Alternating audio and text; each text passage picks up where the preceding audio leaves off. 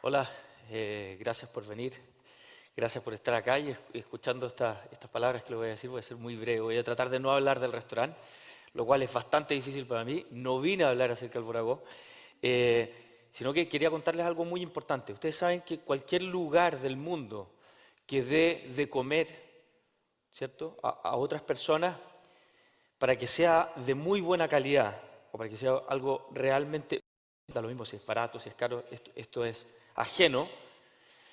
Lo más importante de todo siempre es algo muy simple: entender el alrededor, cómo funciona ese alrededor, ¿cierto?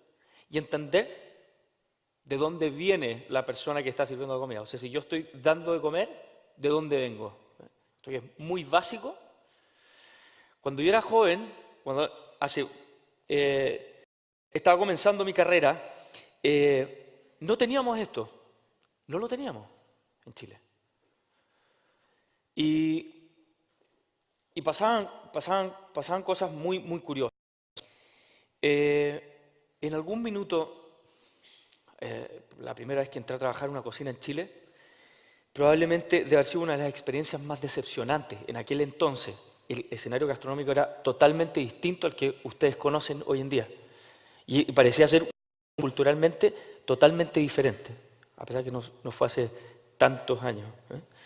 Me acuerdo que entré a la cocina, el equipo de cocina era gente que trabajaba y que por alguna situación de la vida ajena a ellos habían llegado hoy.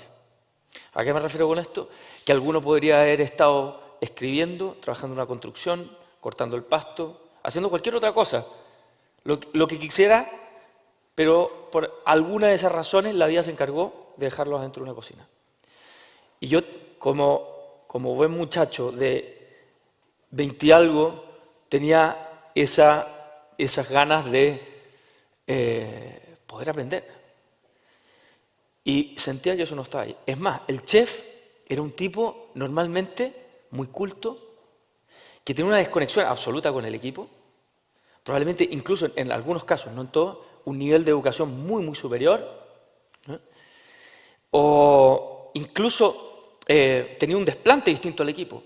Y eso se producía una desconexión gigantesca. Y esto a mí me frustró al punto que dije, yo no estoy de acuerdo con esta realidad, es más, no la acepto y voy a renunciar a ella. Y me voy a ir. Me voy a ir de este país y voy a ir a adoptar otra realidad, la que yo vi en los cuentos, en los libros, ¿cierto?, en las películas, donde existían estos restaurantes, que todo era perfecto, donde el tratado del producto era increíble. El lenguaje entre la cocina era perfecta, era gente apasionada que realmente querían estar ahí. Y yo quería esa realidad, así que lo que tenía, todo lo que yo conocía, y me fui a adoptar a otra realidad. Tuve la posibilidad de trabajar en algunos restaurantes afuera de Chile, en Europa, y empecé a entender muchas cosas.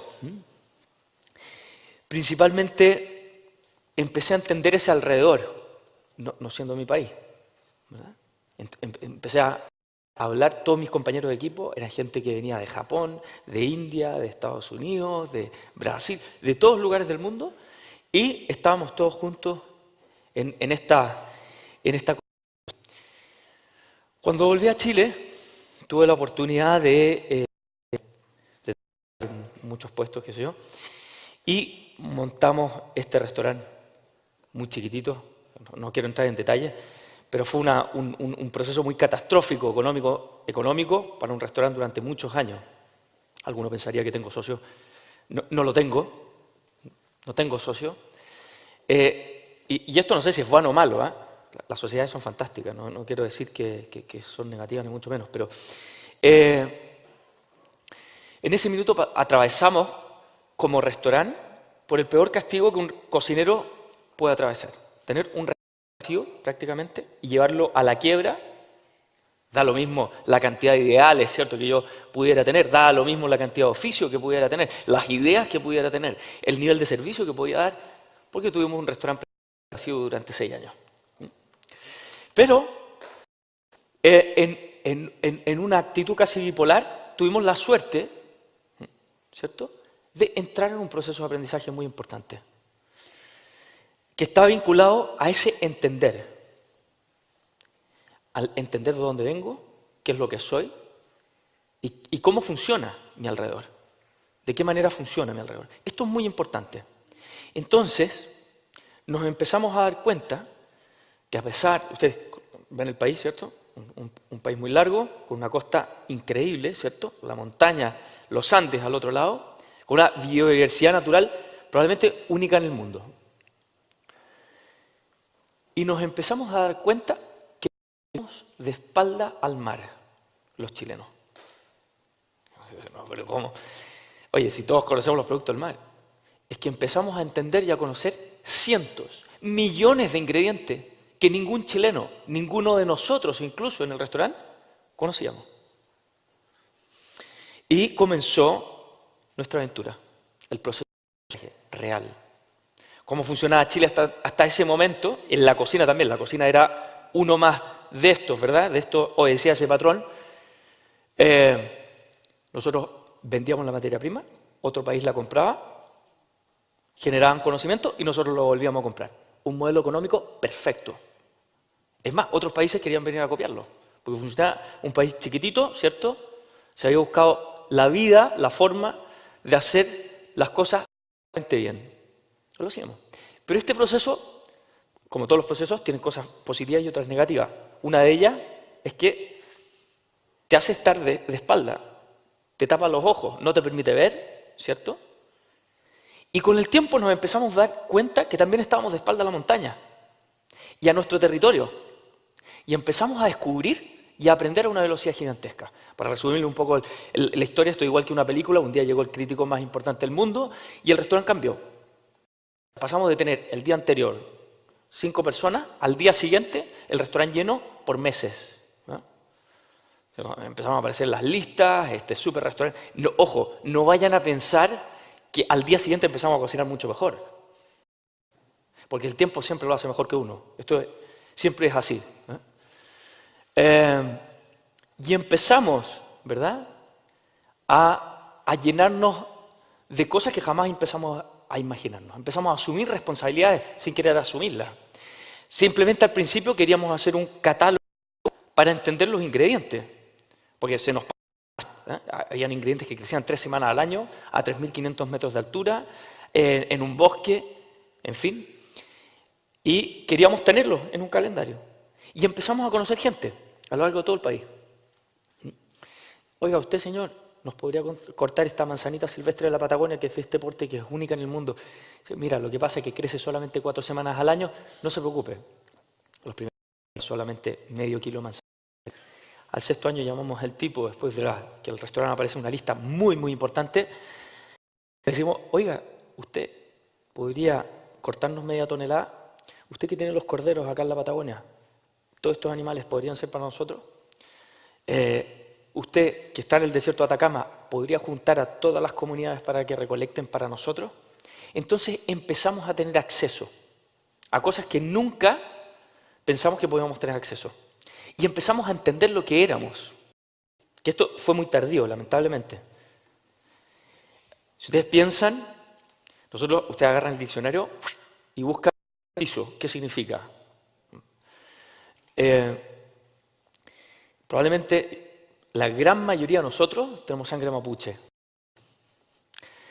Y esto es muy curioso, porque el pueblo mapuche es uno de los pueblos más antiguos en el territorio de América, si es que no es el más antiguo. Prácticamente 13.000 años en el territorio chileno. Y durante muchos años pensamos que no solamente lo mejor, sino que lo bueno era lo que venía de afuera. Vale decir, un pescado que venía de Japón, a pesar de los miles de kilómetros que viajaba a Chile, era de mejor calidad. Entonces, yo crecí con esto en un restaurante, ¿verdad?, en Chile. Era de mejor calidad. Sin embargo, la naturaleza no puso precio a las cosas, ¿verdad? Fue nosotros. Entonces, la realidad, ¿cuál es? Es que un pescado que viene del mar a media hora a Santiago tiene una calidad muy superior a la de un pescado de Japón. Aunque valga lo que valga. Nadie dice que la trufa blanca vale más que la frutilla blanca. Eso lo decimos nosotros. ¿Ya? Y empezamos a entender este raciocinio y finalmente, bueno, el restaurante empezó a evolucionar y empezamos a este calendario empezamos a entender todo lo que crece de la costa a la cordillera, norte al sur, cómo se cocina, cómo se corta, tienes mulgentes, tensioactivos, mapuches, cahuescas, y necesitábamos entender, porque queríamos hacer una comida, lo único que queríamos, hacer una comida diferente al resto del mundo. Esto es todo. No es más que esto. Pero queríamos hacer algo que hasta entonces en Chile no se había hecho. Generar conocimiento. Esto es muy importante. Y cuando el restaurante se llenó, entonces decidimos hacer algo. Nosotros generamos conocimiento y ustedes vienen a nosotros a vernos. Y con estos ingredientes, ¿cierto?, que empezamos a descubrir, que empezamos a aprender, empezamos a expandir nuestra forma de cocinar. Nuestra forma empezó a cambiar.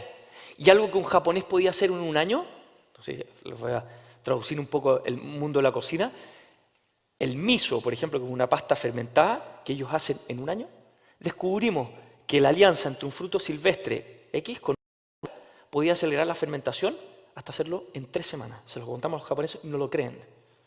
Esto es impensado. Los chilenos pensamos que la tradición es algo estático. Y en una sociedad tan dinámica como la que vivimos, si no juntamos el conocimiento, ¿cierto? Esta tradición tiende a desaparecer. Cuando juntamos el conocimiento con la tradición, entonces podemos desplazar la tradición. Y eso es lo que empezamos a sentir que podíamos hacer. Empezamos a construir un nuevo lenguaje acerca de la comida. Hasta entonces, toda la cocina de alto nivel está basada en la técnica. Y nosotros empezamos a proponer algo totalmente distinto. Nuestra comida se basa en el sabor de un territorio. Son cosas absolutamente diferentes. ¿Y por qué les cuento esto?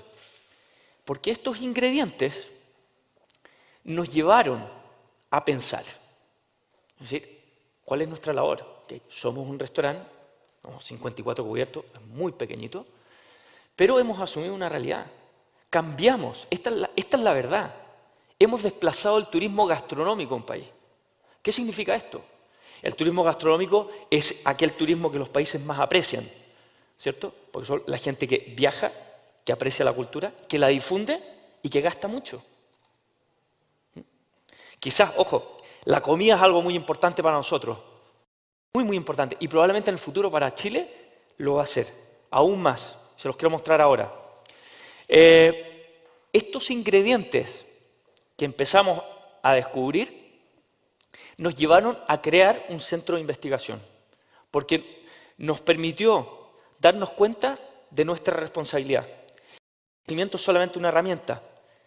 Entendimos que solamente lo compilamos, el hecho de poder colaborar con los botánicos más brillantes de Chile, con los antropólogos, con los ingenieros en alimentos, con, en fin, micólogos, con gente que sabía mucho. Y empezamos a acumular mucho conocimiento en torno a la comida. Y esto nos llevó a crear nuestro centro de investigación que hoy día se llama Conectas, que está dividido en 2. En el Test Kitchen, que está en el segundo piso del restaurante, y en el Lab Kitchen, que está en la Universidad Católica, donde se genera una sinergia muy importante. Y nuestra misión es simplemente esparcir el conocimiento. Quisiera hablarles un segundo, solamente voy a mostrar unas láminas, porque para mí pienso que esto representa el futuro, no solamente de la gastronomía. Esto va acompañado de turismo gastronómico, va acompañado de economía, de nuevas formas de pensar, de salud, como son algas. ¿Alguno de ustedes se imagina cuántos tipos de algas tenemos en Chile? Tenemos más de 700 tipos de algas. Nosotros las usamos todas. ¿Qué significa esto? Nuevos sabores. Si ustedes son un cocinero, ¿se imaginan un pintor que pinta fantástico con 13 colores, 14 colores, y al día siguiente yo te muestro 300 colores? Tú vives una revolución en la cabeza. Chile es la despensa endémica más grande del mundo. Y esto puede abrirnos los ojos a que dejemos de vivir de espaldas al mar y a la cordillera, porque estos ingredientes verdaderamente pueden cambiar nuestra forma de alimentarnos para el futuro. Estas son solamente algunas imágenes de algas, ¿verdad?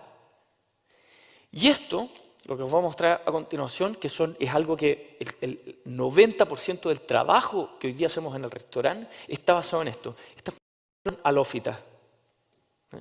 Para decir, son verdaderas verduras de roca, silvestres. Estas son espinacas de playa, acelgas de playa, frutillas de roca, espárragos de playa. Imagínense lo que son 4.200 kilómetros de costa plagados de estas plantas. No estoy mencionando de cultivo, porque ojo, Conectage está impulsando uno de nuestros recolectores, hoy día se está transformando en una empresa y lo estamos apoyando, la primera huerta natural de halófitas de Iberoamérica. Esto solamente, ¿por qué se los menciono? Porque Chile puede y debe ser precursor en esta materia, es evidente. Ustedes me podrían decir cuál debiera ser la principal característica de nuestra comida si tenemos 700 tipos de algas, ¿verdad? Muchas gracias.